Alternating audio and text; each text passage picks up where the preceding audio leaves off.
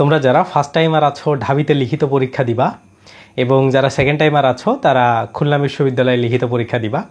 So আজকের এই ভিডিওটাতে আমি তোমাদের যে দুইটা জায়গা থেকে পরীক্ষা হচ্ছে এমসিকিউ এবং লিখিত মিলে এই দুইটাকে টার্গেট করে আসলে কথাবার্তাগুলো বলবো।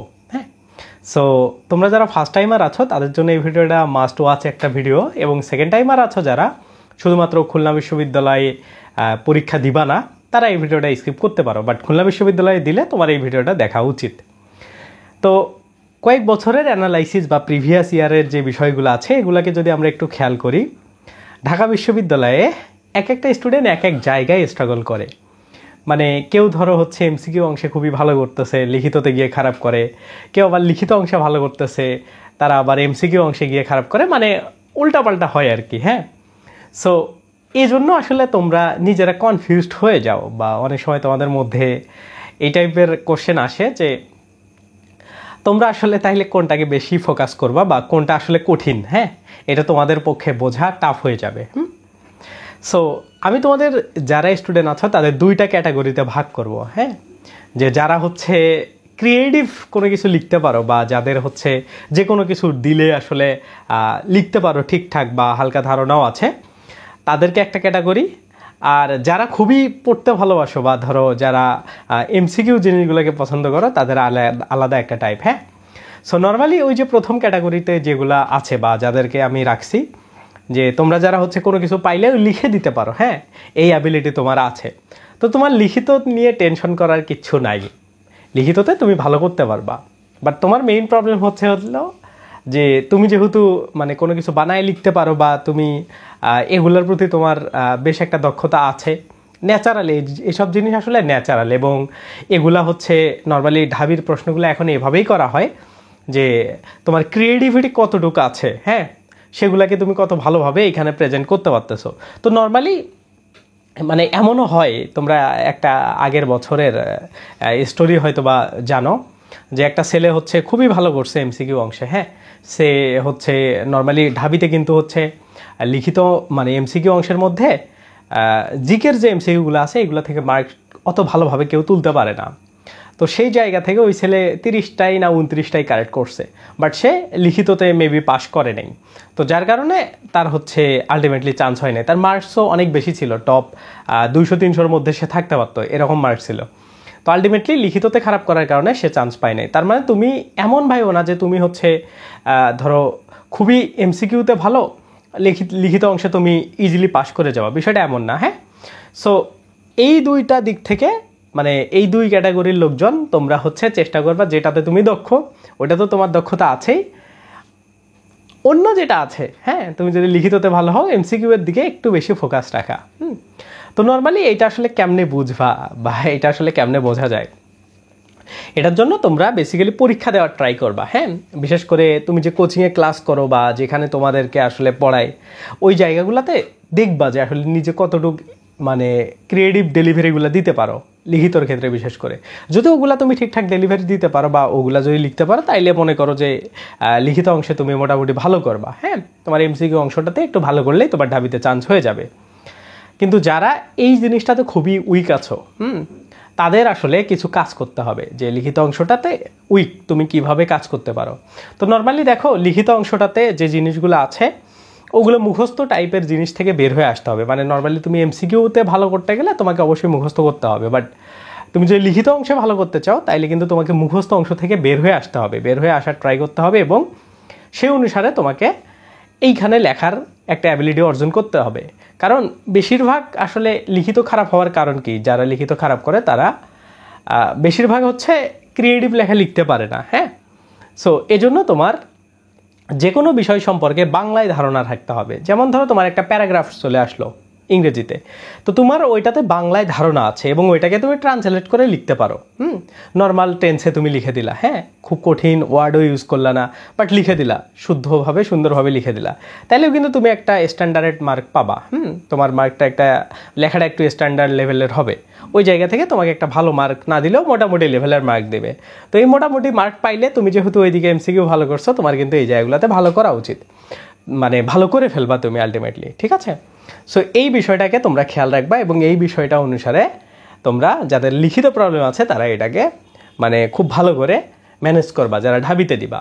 আর যারা খুলনা বিশ্ববিদ্যালয়ে দিবা, বিলিভ মি, আসলে এটা বলা ঠিক হবে কিনা বা কম্পেয়ার করাও আদৌ ঠিক হবে কিনা, খুলনা বিশ্ববিদ্যালয়ের লিখিত অংশ ঢাবির থেকে লাস্ট ইয়ারে অনেক বেশি কঠিন চলে আসছে। হ্যাঁ, কেন? কারণ খুলনা বিশ্ববিদ্যালয়ের প্রশ্নগুলোকে বিক্ষিপ্তভাবে দেওয়া হয়েছে, যে শর্ট কোশ্চেন আকারে, এক কথায় আকারে, হ্যাঁ, আর একদম লিটারেচার বেসড এই টাইপের অদ্ভুত কিছু কোশ্চেন করা হয়েছে। সো নর্মালি এই টাইপের কোশ্চেন এবারও হওয়ার চান্সেস আছে। তো তোমরা যারা খুলনার প্রিপারেশন নিতে চাচ্ছ বা যারা পরীক্ষা দিবা, তারা অবশ্যই খুলনা ভার্সিটির প্রিভিয়াসের প্রশ্নগুলা, এবং তুমি যদি দেখো আগেও কিন্তু খুলনা ভার্সিটিতে লিখিত পরীক্ষা হইতো, হ্যাঁ, 2011-12 এই সব টাইপের আগে। তো ওই টাইমের প্রশ্নগুলোর সাথে এখনকার প্রশ্নের কিন্তু মিল আছে। তো তুমি যদি খুলনা বিশ্ববিদ্যালয়কে টার্গেট করো, তাইলে তোমার এই জায়গাগুলো ধরে কিন্তু আগাইতে হবে বা এগুলো ধরে একটু পড়াশোনা করতে হবে, তাইলে কিন্তু তুমি ভালো করতে পারবা। ঠিক আছে, এটা গেল তোমাদের লিখিত অংশের বিষয়। এখন আসি এমসিকিউ অংশে আসলে কিভাবে ভালো করা যায়।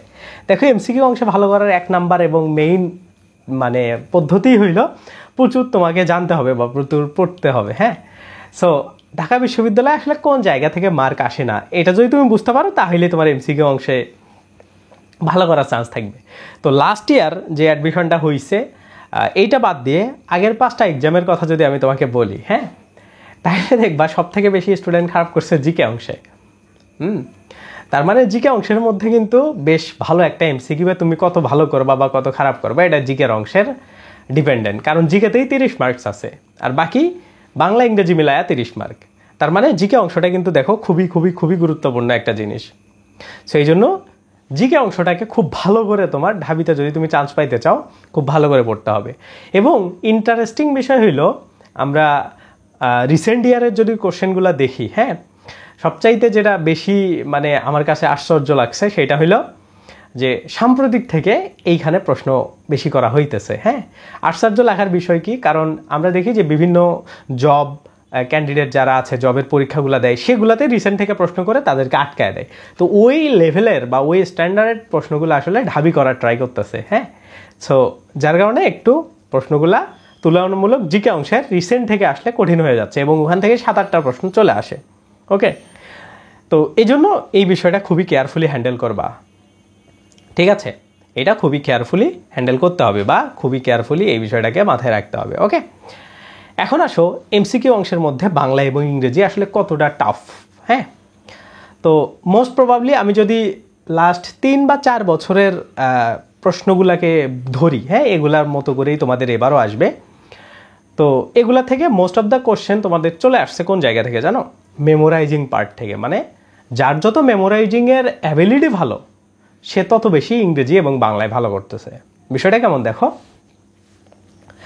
ইংরেজি প্রশ্নের যেগুলা গ্রামার থেকে, মেমোরাইজিং থেকে আসে, সেগুলার তুমি যদি অর্থ করতে পারো, তাইলে তুমি 30% অ্যান্সার করে ফেলতে পারবা। মানে জাস্ট তুমি যদি প্রশ্নটার অর্থ করতে পারো, তার মানে যদি তোমার ওইখানে 15টা কোশ্চেন থাকে, তুমি 5টা কোশ্চেনের 4টা কোশ্চেনের অ্যান্সার শুধুমাত্র ওয়ার্ড মিনিং জানলেই তুমি করতে পারবা। ঠিক আছে, তো এই জন্য মেমোরাইজিং বলতে আমি ওই যে ভোকাবুলারি এগুলাকেও বোঝাচ্ছি। সো এই জিনিসটা খুবই গুরুত্বপূর্ণ। এবং সবচাইতে বেশি ভুল করে কোন প্রশ্নগুলো স্টুডেন্টরা জানো? যেগুলা মেমোরাইজিং পার্ট থেকে দেওয়া হয়। কেউ কিন্তু ধরো টেন্স, তারপরে হচ্ছে ভয়েস চেঞ্জ, ন্যারেশন, হ্যাঁ, পার্টস অফ স্পিচ, এগুলো কেউ কিন্তু ভুল করে না। Right form of verbs, subject verb agreement থেকে আসে, ড্যাংলিং মডিফায়ার থেকে আসে, এগুলো কেউই ভুল করে না। এগুলো সবাই ঠিকঠাকভাবে অ্যান্সার করতে পারে। বাট দ্য মেইন প্রবলেম কোথায় হয় জানো? ওই যে মেমোরাইজিং থেকে ধরো একটা ইডিয়াম ফ্রেসেস বা তোমার হচ্ছে একটা স্পেলিং তোমাকে দিয়ে দিল, একটা গ্রুপ ভার্ব দিয়ে দিল, এগুলো থেকে মার্কস আসে না। সো এই জায়গাগুলোকে খুব বেশি ফোকাস দিতে হবে। এতগুলো কথা কেন বললাম? জাস্ট একটা কারণে যে মেমোরাইজিং পার্টের উপর তোমার গুরুত্বটা বাড়াইতে হবে। মেমোরাইজিং পার্ট সবচাইতে বেশি মনোযোগ দিয়ে পড়তে হবে। এটা যদি তুমি করতে পারো, তাইলে ভালো মার্ক পেয়ে যাবা। ওকে, এটা গেল তোমার ইংরেজির ক্ষেত্রে। এখন আসো যদি বাংলার ক্ষেত্রে আমরা চলে আসি, তো বাংলার ক্ষেত্রেও সেম অবস্থা। হ্যাঁ, বাংলার ক্ষেত্রে আমরা দেখি যে বাংলা প্রথম পত্র থেকে একটু কম প্রশ্নই করা হয়, মানে আগের মতো আর করা হয় না। ব্যাকরণ থেকে কিছু প্রশ্ন করা হয় যেগুলো 9-10-এর ব্যাকরণ বই। হ্যাঁ, তো আমার এখানে মনে হয় আছে এই বইগুলা। ওকে, এই দুইটা বই, এটা বিশেষ করে এই যে এটা পুরনোটা, হ্যাঁ এটা পুরনো, এটা হচ্ছে নতুন বই। তো এই দুইটা বই তোমার খুব ভালো করে আসলে বাংলাতে ভালো করার জন্য এই দুইটা খুব ভালো করে তোমার পড়া উচিত, বা এই দুইটা থেকে সবচাইতে বেশি মার্ক ওঠানোর তোমার ট্রাই করা উচিত। ওকে, আর এইটাতেও সেম, বাংলার বিরোচন বা বাংলার মুখস্থ অংশ যেগুলো আছে এগুলাকে খুব ভালো করে পড়তে হবে। হ্যাঁ, সো এইগুলো যদি তুমি করতে পারো, যে কোনো ভার্সিটির এমসিকিউ অংশতে তোমাকে কেউ আটকাইতে পারবে না। ঠিক আছে, সো যখন তুমি পড়াশোনা করতেছো বা যখন তুমি পড়বা, এই কয়েকটা বিষয়কে মাথায় রাখবা, তাইলে দেখবা তোমার এমসিকিউ লিখিত অংশ খুব ভালোভাবে হচ্ছে। হ্যাঁ, আরেকটা বিষয় হইল, যারা ঢাবিতে পরীক্ষা দিবা, হ্যাঁ তারা বিউপির জন্য প্রিপারেশন নিতে পারো। কারণ বিউপিতে প্রথম পরীক্ষা দিলে ওয়ান কাইন্ড অফ এটা একটা তোমার টেস্ট পরীক্ষার মতো, যেমন এইচএসসি পরীক্ষার আগে একটা টেস্ট পরীক্ষা দাও স্কুলে বা কলেজে, সেম টাইপের একটা পরীক্ষা তোমার বিউপিতে দিলে হয়ে যাবে, একটা এক্সপেরিয়েন্স হবে। হ্যাঁ, এই জন্য তোমরা ট্রাই করতে পারো। তো তোমাদের তো মেবি পরীক্ষা 20 ডিসেম্বরের দিকে হবে ঢাকা বিশ্ববিদ্যালয়ে। তার মানে নভেম্বরের ধরো তুমি 20 দিন বা 25 দিন আগে যদি একটা পরীক্ষা দিতে চাও, নভেম্বরের ধরো শেষ দিকে যদি পরীক্ষা হয়, তার মানে ধরো 20 তারিখের পর এইরকম টাইমে হচ্ছে বিউপিতে পরীক্ষা হবে নভেম্বরে। তার 1 মাস পরে তুমি হচ্ছে ঢাবির পরীক্ষা পাবা, তার 1 মাস পরে তুমি রাজশাহীর পরীক্ষা পাবা। সো বিউপির প্রিপারেশনটা নিলে তোমার সব কিছু কাভার হয়ে যাবে 1 মাস আগে। তখন তুমি বিউপির পরীক্ষা দিয়ে নিজেকে জাজ করতে পারবা, নিজের কম্পিটিশন লেভেলটা বুঝবা, তখন আরও বেশি পড়া উচিত নাকি পড়া বাড়ানো উচিত, রিভিশনটা আরও খুবই ভালো করে দিতে পারবা। এই জন্য বিউপিতে পরীক্ষাটা সবাই দিও। হ্যাঁ, আর বিউপিতে যদি তোমরা পড়তে চাও বা বিউপির যদি প্রিপারেশন নিতে চাও, আমাদের স্পেসিফিক বিউপি এবং ঢাবি এই দুইটাকে কেন্দ্র করে একটা লাইভ ক্লাস কোর্স রানিং আছে।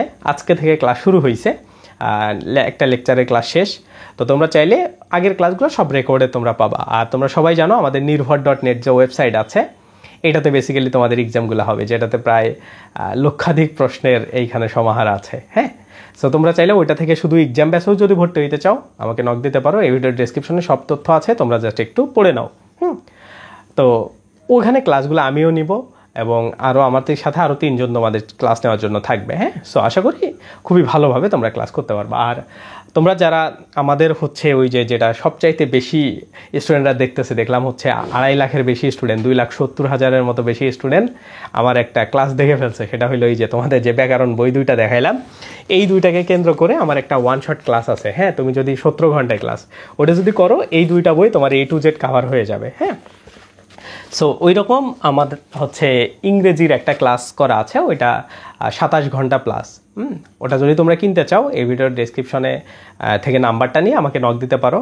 আর আমাদের পেইড কোর্সে ভর্তি হলে সব কিছুর অ্যাক্সেস পাবা, আমার বাংলা ইংরেজি সাধারণ জ্ঞান সব কিছু রেকর্ডেড ক্লাস পাবা, সব কিছুই পেয়ে যাবা। ঠিক আছে, সো এইটাই আশা করি তোমাদের মানে এই যে লিখিত এবং এমসিকিউ অংশে ভালো, যে কোনো জায়গায়, হ্যাঁ খুবই হোক বা খুলনা বিশ্ববিদ্যালয় হোক, ঢাবি বা ঢাকা বিশ্ববিদ্যালয় হোক, যেখানেই হোক না কেন, তোমরা যদি করতে চাও আশা করি তোমার এই বিষয়গুলা হেল্পফুল হবে। হ্যাঁ, সো এখন তোমার মেইন কাজ হইলো নিজের উইক জোনটাকে একটু খুঁজে বের করো। হ্যাঁ, পরীক্ষা দিয়ে এই জন্য পরীক্ষাগুলো দেওয়া লাগে। পরীক্ষা আসলে এমন না যে তোমার পরীক্ষাতে টপ করতে হবে, ভালো করতে হবে, বিষয়টা এমন না।